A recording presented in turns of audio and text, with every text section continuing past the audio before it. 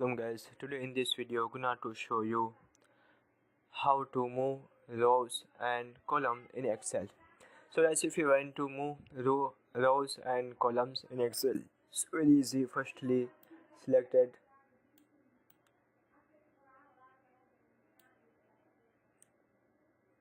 after this line,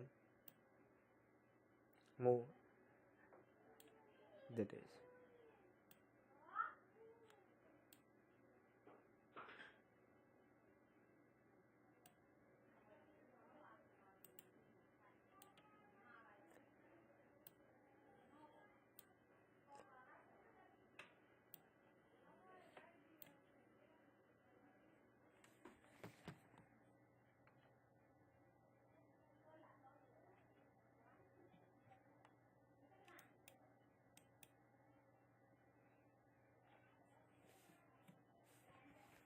So guys, this is very simple and easy.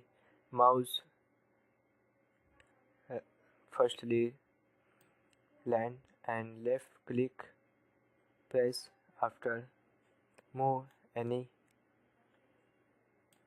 choice that is. So guys, this is very simple and easy method. Thank you for watching this video. Please subscribe my channel for latest update.